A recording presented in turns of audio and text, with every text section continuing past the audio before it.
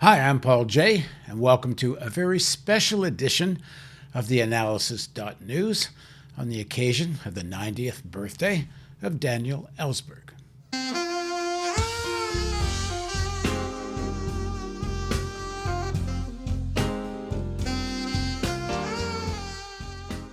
"90 years ago, Daniel Ellsberg was born, and he has lived a life of meaning. Many of us strive to change the world, but few have the opportunity and the courage to change the course of history. Dan's release of the Pentagon Papers at great personal risk helped end the Vietnam War. His book, The Doomsday Machine: Confessions of a Nuclear War Planner, reveals the institutional madness of American nuclear war strategy. Dan continues to fight for truth and to awaken people to the existential danger of nuclear weapons. I interviewed Dan's friend, historian Peter Kuznick, about the importance of Dan's life's work, and I encourage you to watch that. But now, in his own words, is my interview with Daniel Ellsberg on the occasion of his 90th birthday.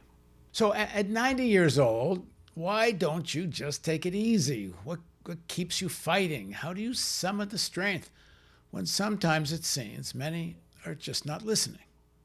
Hope that we can surmount the challenges that are facing us, the challenge of ceasing a moral catastrophe that we're already involved in, which is that we have allowed doomsday machines to exist in our country and elsewhere in the world, and that we're on a course toward climate catastrophe as well.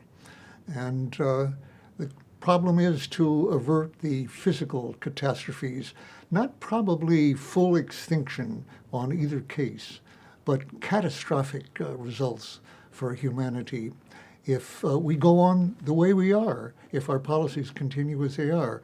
My hope is expressed in action. As a friend of mine, Joanna Macy, says, hope isn't a feeling or an expectation, it's a way of acting. And it's a way of acting as if we had a chance.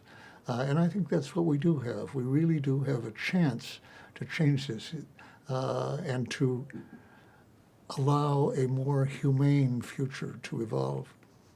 And to what extent is that hope an act of faith rather than rational analysis? Because I know you've told me you're not all that optimistic when you think about it rationally. I think, by the way, to say that that one has faith suggests that you're sure, you feel secure in the belief that something will save us, either human or external. I don't have that kind of religious faith, as some do, and I don't have that faith in humanity or in my own country, as much as I used to in the case of my own country. So I don't think it's a question of any source of guarantee that we'll get through this without absolute catastrophe of a kind that has not been seen in human history or prehistory.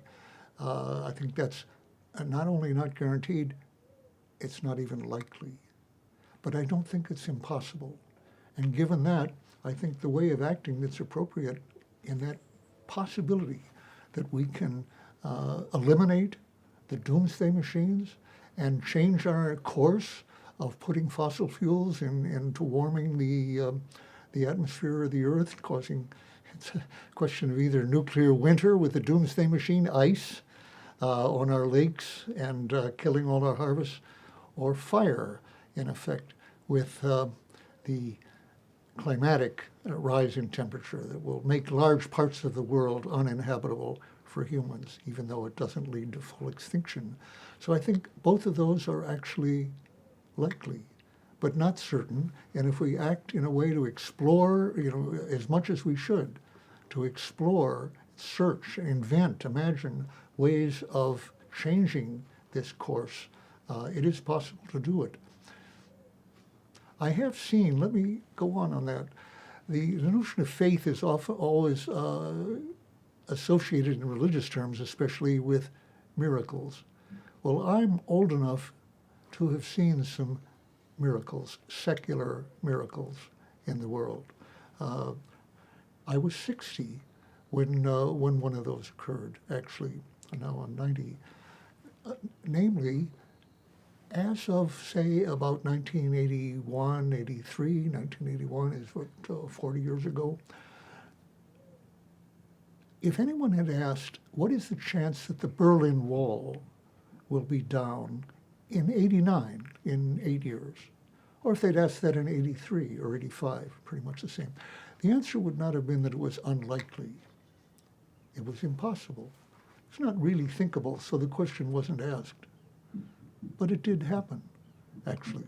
And then a few years later, actually, Nelson Mandela, black Nelson Mandela, had been in isolation for, I don't know exactly, perhaps 27, 29 years, something like that, became the president of South Africa without a violent revolution. I remember my friend Tony Lewis of the Times writing a column saying, in words that were very unusual for columnists, it's impossible that there will be this political change in South Africa without a violent revolution. And that's what was regarded, but it did happen. So that's the good news. Miracles of that sort, and I could name others that I've experienced in my own life, in the life of this country, they are possible. The bad news is it will take a miracle like that for us to escape the consequences of what we're actually doing and programming right now in nuclear weapons, in the possibility of wars between nuclear states like the US and Russia, or for that matter, India and Pakistan, and in reducing to zero by 2050, less than 30 years from now, fossil fuel emissions into the atmosphere. That's the goal, to keep this as habitable a planet as it is now. That's not happening. The emissions are going up. They show every sign of going up now. So it will be a very great transformation of our country. And I'm working on the assumption at 90 that I perhaps wouldn't have had at 50, that it is possible to see change like that. I've got an 8-week-old grandson. What can you say to kids that are coming into this world now? What might the world look like when he's 90? You know, when you ask that question, it makes me feel almost like the wicked stepmother or the fairy godmother or something in the fairy tales who comes and curses the newborn child some way. And I certainly don't mean to curse them, quite the opposite. I think you as a grandparent, and I know actually you are following the advice I'm about to give, Paul, but I think I have to say to the grandparents, this child will grow up into a world much, much less hospitable to human life than exists right now or has existed for millennia. If humanity exists at all in numbers greater than 1/100th or something of the current population as a result of nuclear winter, these are very bad prognostications. And I think that you won't change that future unless you, as you are, Paul, but not everyone, not every grandparent, unless you are willing and able to face the difficulty of this and which are the forces and the interests that are invested in keeping things on the course that they are, in other words, toward disaster. Because I don't think unless we name those forces to some extent and recognize them and find ways to organize and enlighten people and to challenge them, they will have their way and will stay on our course as it is, which, let me sum up, I'm saying I think your grandchild is born on the Titanic. And we haven't yet hit the iceberg. But we, all of us at this time, are of course on that same ship, or what Nikita Khrushchev called our Ark during the Cuban Missile Crisis, and aptly. And we're heading into ice. And indeed, the captain of the ship has been warned of the ice ahead, as was true on the Titanic historically, and so far has chosen to go full speed ahead on a dark night into that warned ice.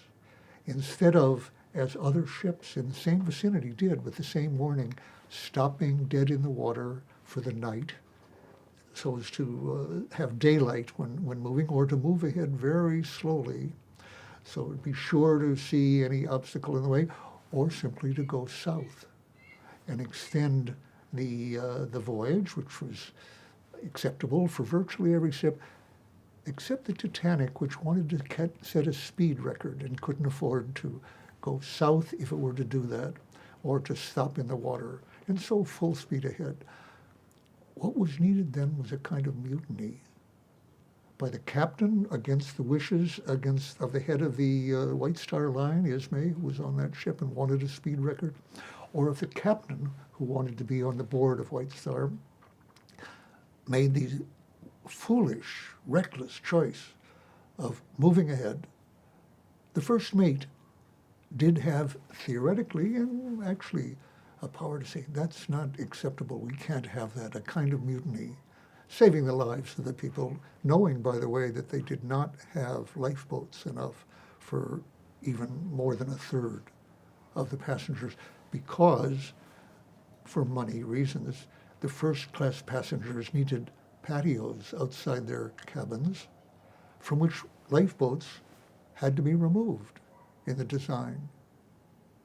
Exxon, Chevron, Aramco are inducing our politicians, who they pay with campaign donations and other ways, and their influence on the president in terms of jobs and, again, campaign donations and whatever, to allow them to continue exploring for oil that should remain in the ground if our current civilization is to continue, and to get it up.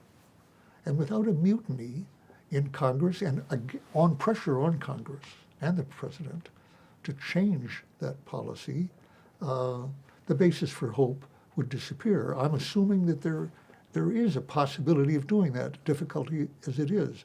On the nuclear aspect, Northrop Grumman, which has just won a contract to develop a ground-based strategic deterrent, new intercontinental ballistic missiles, which should not exist and have been a danger to humanity for at least the last half century, an inexcusable, unconscionable danger of bringing about the ice, nuclear winter, if used. And it's not only Northrop Grumman, they beat out Boeing for that contract. They are subcontracting, of course, to Lockheed, and we have General Dynamics and Raytheon, Big Five actually, who were pushing the idea of a $1.7 trillion modernization, revitalization, as they say, of a doomsday machine that can destroy not all life on Earth, not even all human life, probably, almost surely, but 90% of it, 7 billion people, if we exercised our current war plans in a war against Russia. Now, as I say, it's a moral catastrophe that this country built such a machine, and it was a moral catastrophe for the world and for Russia when they imitated it about a decade later. Now, there's two of them poised on hair triggers. The hair trigger being the ICBMs on both sides that are vulnerable to being attacked by the other and subject to warning, tactical warning that each side has invested billions and billions to achieve, that has often proved false, that they are about to be attacked and therefore the president Soviet Union of Russia now has to decide in minutes whether to use them or lose them. Use them to do what? Oh, to hit the other side's ICBMs, which warning is telling us are already on the way, not to quit, or to do it earlier. If we had a war in the Ukraine where it's likely to escalate, nuclear war is coming, do we use our ICBMs now before they're destroyed, or later? That is a question that it's wrong for any human to be asked, to have the circumstances. Abraham Lincoln said, if slavery is not wrong, then nothing is wrong. If the existence of a doomsday machine, I'm talking about an elaborate system that is developed by major corporations that profit from it, and politicians that profit from it, and jobs, and a general ideology that endorses this, including media. If that's not wrong, then nothing is wrong. It is wrong. It is wrong for us to maintain that, and that is what we're doing, Democrat and Republican alike, on this issue. There's no major difference between the parties. It's a bipartisan policy to be prepared, ready, totally ready, at the order of a president or someone else who has succeeded a president who's just been killed some way or put out of action. Many fingers could launch this. It's impossible to paralyze by human attack, to paralyze this system. And it's a system, as I say, which we've known for 30 years now, will have the effect, if launched, of destroying about 90%, perhaps 99%, probably not 100, within a year from starvation, because the harvests have been killed for years, perhaps a decade, and the rivers have turned to ice and the lakes and whatever else. And yet there's hardly any discussion of this. I'm reminded, really, we're thinking of the fire on the one hand, of which will be caused, that's what caused the smoke that will cause the nuclear winter. For up till this time, the amazing fact has been revealed that the Joint Chiefs of Staff never calculate the effects of fire from their attacks that they're planned and readied, because it's too hard to calculate, supposedly. Not really true, but it depends on wind, it depends on the fuel, the load of the cities that will be set on fire, the particular targets and so forth. So too hard to calculate compared to fallout or blast or prompt radiation. But actually, another thing they then failed to calculate for 40 years into the nuclear era was smoke, the effect on smoke. Because where there's fire, there's smoke. And in the case of nuclear weapons causing fire, they will cause firestorms of a kind we tried to produce very widely by firebombing by the British and the Americans in Germany, and then the Americans in Japan. But we only achieved it 3 times: Hamburg, Dresden, and Tokyo. A firestorm that would cause intense temperatures on the surface, but what people didn't eat and kill everyone within a given area. 100,000 people in one night in Japan, in Tokyo, March 9th and 10th. They tried to create firestorms in 60 other cities after that, but didn't get it, killing about 900,000 Japanese civilians before Hiroshima. But Hiroshima caused the firestorm. With that, you can do it every time. And the firestorm has the unanticipated effect, didn't calculate it, of causing the smoke to rise into the stratosphere, to launch it upwards into the stratosphere where it won't rain out. Due to one city, the effect of that, like Tokyo or even Hamburg and Dresden, the effect is not really perceptible on the Earth. Do it to 100 cities, and when I started working on war plans 50 years ago, 60 years ago, 1961, the Joint Chiefs intended to hit every city in Russia and China, over 100,000, and many less than that, hundreds of cities. The effect of that would be to put enough smoke and soot into the stratosphere, where it would go around the globe very quickly, within days or a week or so, that would cut out 70% of the sunlight and cause ice age conditions on the Earth. So fire followed by ice. And frost. I think of Frost here in this connection. I actually saw Frost recite his poem in '61 at the inauguration of John F. Kennedy.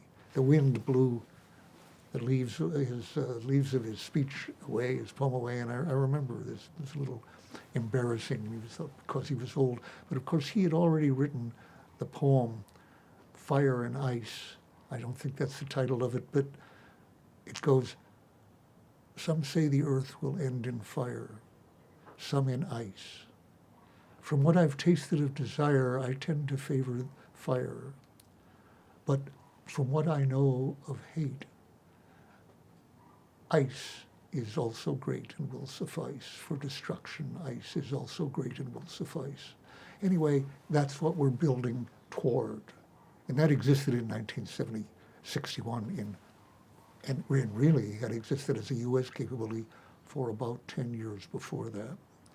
So I say again, there's no excuse for the continued existence of this, for one man or one nation to have the capability to do that. And the climate issue is very much the same. So at 90, and finally answer your question, I've learned a good deal of disillusion about my country and about my species, as well as learning how wonderful it is to live here, to be alive. And I'm still never less conscious of that than I ever have been. It's wonderful here with my wife of 50 years and our children. My son lives in the house. And look at this in California. And yet, even in a world where most people do not have the privileges and the luxury that we have, or the security, I could think, although actually what I've described is not a whole lot of security looking toward the future, but from day to day, no comparison with most people in the world. And yet, with all that harm and oppression and inequality going on, I do choose to want to keep it going, to postpone at least until we evolve in some cultural way, in a way that will make it possible for us to make the world less insecure, less inhumane for everyone. Denial of the threat of nuclear war is very comforting. Facing up to it is very disturbing.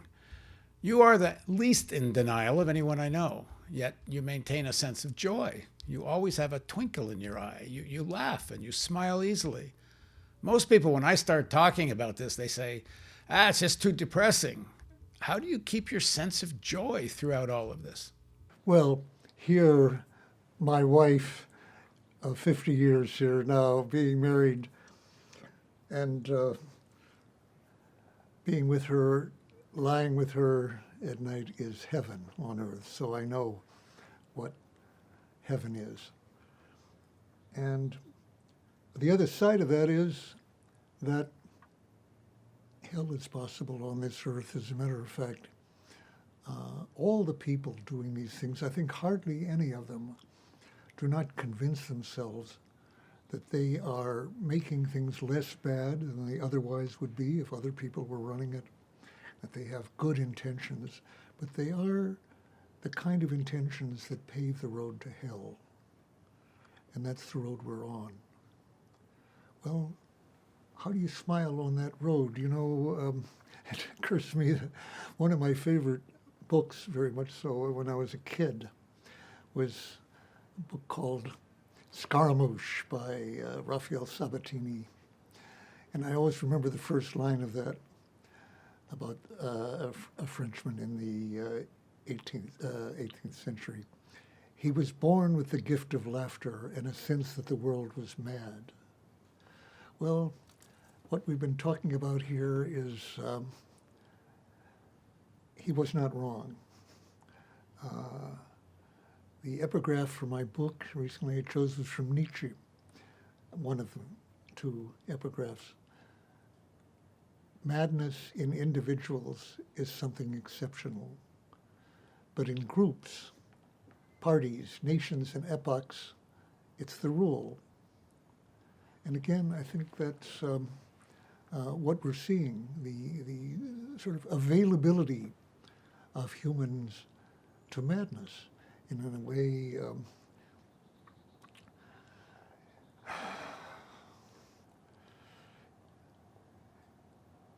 it's capable, we're all capable of it.